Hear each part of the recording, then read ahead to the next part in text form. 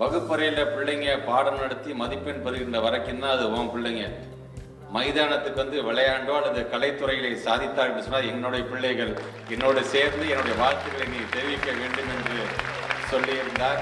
சாதி மதம் எல்லாம் கடந்து நம் அனைவரும் சகோதரத்தோடு நாம் வாழ வேண்டும் என்கின்ற அந்த உறுதிமொழி இன்றைக்கு காடு எடுத்தோம். இதிலிருந்து நாங்கள் தேர்வு செய்கின்ற ஒரு 50 பேர்களை வெளிநாடுகளுக்கு இந்த முறையும் ஏன் நானே கூட்டி செல்வேன் என்கின்ற அந்த மகிழ்ச்சியை இந்த நேரத்தில் தெரிவிக்க கடமைப்பட்டிருக்கின்றேன்.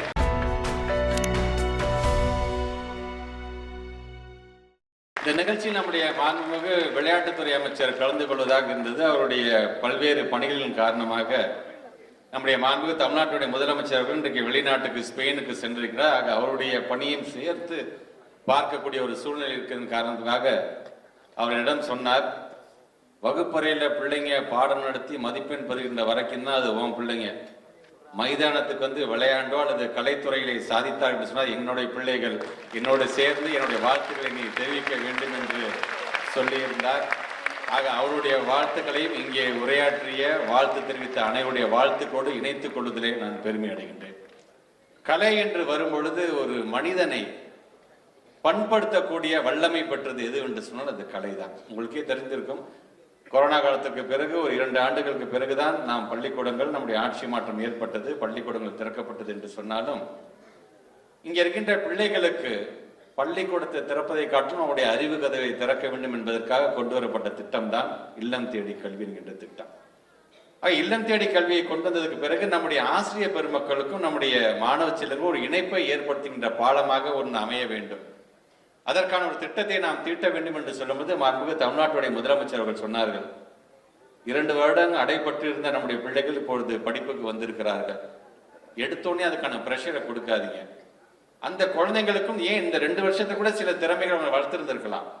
அதை வெளிக்கொணர வேண்டியது நம்முடைய மிகப்பெரிய ஒரு கடமையாக கருத வேண்டும் என்று அவருடைய எண்ணத்தில் உதித்த திட்டம் தான் இந்த கலை பண்பாட்டு கொண்டாட்டம் என்கின்ற திட்டம். ஆக அதில் இன்றைக்கு நம்முடைய பிள்ளைகள் இங்கே பேசும்போது இந்த காணொலியெல்லாம் பார்க்கும் பொழுது மட்டுமல்ல, கடந்த ஆண்டு இந்த திட்டத்தை நாங்கள் தொடங்கிய பொழுது ஐ திங்க் ஏறத்தாழ ஒரு 27 லட்சம் மாணவ செல்வங்கள் கலந்து கொண்டார்கள். இந்த முறை 40 லட்சம் மாணவர்கள் கலந்து கொண்டார்கள் என்று சொன்னால் இதுதான் இந்த திட்டத்தினுடைய வெற்றி.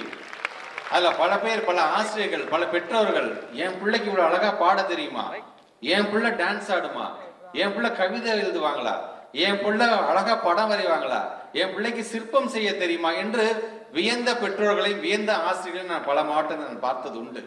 ஆக இன்றைக்கு அதையெல்லாம் இன்றைக்கு ஒருமுகப்படுத்தி அது பள்ளி அளவில், வட்டார அளவில், மாவட்ட அளவில், இன்றைக்கு மாநில அளவில் தேர்வு செய்யப்பட்டிருக்கின்ற உங்கள் அனைவருக்குமே என்னுடைய வாழ்த்துக்களை நான் தெரிவிக்க நான் கடமைப்பட்டிருக்கிறேன். தொடர்ந்து மதிப்பெண்கள் அவசியம்தான், இல்லை என்று சொல்லவில்லை. அதே நேரத்தில் நம்முடைய தனித்திறமையை வளர்த்துக் கொள்ள வேண்டியும் நம்முடைய கட்டாயம். ஆக அந்த விதத்தில் தான் ஒரு திறமையை போற்றுகின்ற விதமாக இன்றைக்கு இது போன்ற நிகழ்வுகளை நாங்கள் நடத்தி கொண்டிருக்கின்றோம்.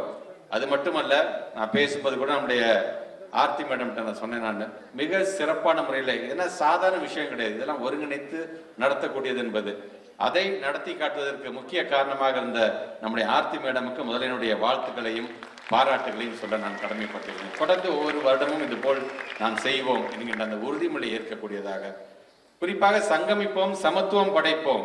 இன்றைக்கு அண்ணல் காந்தியடிகளுடைய நினைவு தினம் என்று சொல்லும் பொழுது இன்றைக்கு இது அழகாக இன்றைக்கு நாம் ஒன்று கூடியிருக்கும். அது மட்டுமல்ல, இன்றைக்கு நம்முடைய மாண்பு தமிழ்நாட்டு முதலமைச்சர் எங்களுக்கெல்லாம் வைத்த வேண்டுகோள், இன்றைக்கான ஒரு உறுதிமொழியை நாம் எடுத்துக்கொள்ள வேண்டும்.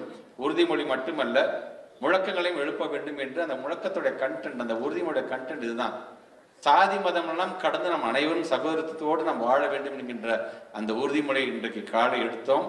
அது ஒவ்வொரு மாவட்ட தலைவர்கள் எடுத்தோம் என்று சொன்னாலும் இன்றைக்கு நம்முடைய தலைநகரில் நம்முடைய கலை திருவிழா மூலமாகவும் சங்கமிப்போம், சமத்துவம் படைப்போம் என்கின்ற அந்த உறுதிமொழியும் ஏற்கக்கூடிய ஒரு நாளாகத்தான் இந்த நாளை நான் பார்க்கின்றேன்.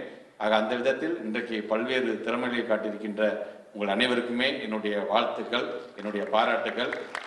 அது மட்டுமல்ல, வருடம் இது போன்ற போட்டிகளை கலந்துக்கிற பிள்ளைங்க ஒவ்வொரு விதமான, அது வினாடி வினாவாக இருந்தாலும் சரி, அது பல்வேறு வகையான போட்டிகள், விளையாட்டு போட்டிகள் இருக்கும் பொழுது அதிலிருந்து ஒரு 25 பேரை அழைத்து கொண்டு வெளிநாடு பயணம் செல்வது வழக்கம்.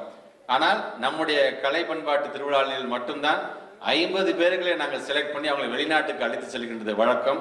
ஆக அந்த விதத்தில் இந்த வருடமும் இதிலிருந்து நாங்கள் தேர்வு செய்கின்ற ஒரு 50 பேர்களை வெளிநாடுகளுக்கு இந்த முறையும் ஏன் நானே கூட்டி செல்வேன் என்கின்ற அந்த மகிழ்ச்சியை இந்த நேரத்தில் தெரிவிக்க கடமைப்பட்டிருக்கின்றேன். ஆக அந்த விதத்தில் பல்வேறு மாவட்டத்திலிருந்து இங்கே வருகை தந்திருக்கின்ற நீங்கள் இந்த நிகழ்வெல்லாம் முடித்துவிட்டு உங்களுடைய இல்லம் திரும்பும் போது, உங்களுடைய ஊர்களுக்கு திரும்பும் போது பாதுகாப்பான முறையில் நீங்கள் செல்ல வேண்டும் என்கின்ற அந்த வேண்டுகோளையும் வைத்து உங்கள் அனைவருக்கும் மீண்டும் ஒரு முறை என்னுடைய பாராட்டுகளை தெரிவித்து இந்த உரையை நிறைவு செய்கிறேன். நன்றி.